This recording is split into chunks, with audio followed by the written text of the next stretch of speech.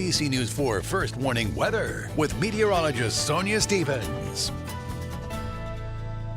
Welcome back. Well, today, the first day of the work and school week where we didn't climb into the 90s. Instead, we topped out at 89. Still very summer-like heading into the weekend, even though fall starts Saturday night.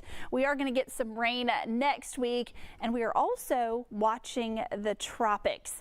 So let's head out there and show you these couple of tropical waves that we're keeping our eyes on. So here's Bermuda to give you some perspective. This tropical wave actually part of the remnants of Florence, and over the next 5 days, atmospheric conditions not favorable for this to develop tropically. After that, we'll have to keep an eye on it, especially since it's not too far away. It's about 800, 900 miles from the East Coast. So something we're just going to watch. 30% chance, as we know, is a low chance. This, a much higher chance, but this is closer to the Azores, expected to stay out over open waters. And then we've got a tropical wave here getting a little bit closer to the Windward Islands at this point, about 500 miles off toward the east, a 40% chance of development. And then this tropical wave that just came off the west coast of Africa has a 60% chance within the next 5 days. So this more than likely will be our next tropical depression. So right now, no hurricanes, no tropical storms, no tropical depressions. But like I said, in the coming days, I think, especially as we head into next week, this will probably be our next tropical depression. And for those of you keeping track, the next names on the list, by the way, Kirk and Leslie. Hopefully we won't need those anytime soon. Nice and sunny in Charleston right now, 83. Nice little breeze, winds out of the east-southeast at 14.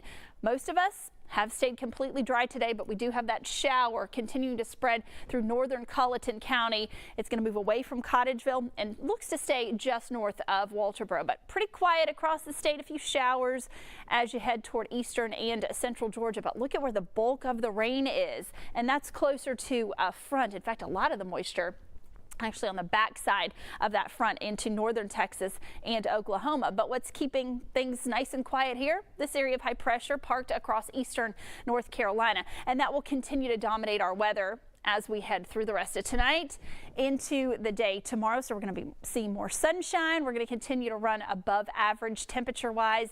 And notice that this front will slowly make some progress toward the east, but it's going to stall before it gets here. But with that stalled front off to our north and west and that area of high pressure helping to pump in some moisture, especially next week, we are going to see those rain chances ramping up just a bit. But as we head through the weekend, we'll have that onshore flow. So can't just completely rule out a stray shower here or there, but I don't officially have rain chances in the forecast until Sunday. Better chances holding off till Monday. For tonight, mainly clear and pleasant, 70 inland, 76 on the coast. And then for tomorrow, mostly sunny, still very warm, 86 on the coast, 88 inland. If you're headed to the beach tomorrow, high tide early, just after 6:30 in the morning, and low tide just before 1 o'clock in the afternoon. Winds will be maybe a little bit breezy at times out of the northeast, 5 to 15 miles per hour. We'll top out at 86, that water temperature 84, and the rip current risk will be low. Here's that extended forecast. So I know fall officially begins tomorrow. Not feeling like it. Temperatures still running above average. Even on Monday, we're still going to be right around 85. Expect to dodge at least some showers and thunderstorms, and we'll keep those rain chances in through Friday. But those highs back into the upper 80s, especially mid to late week.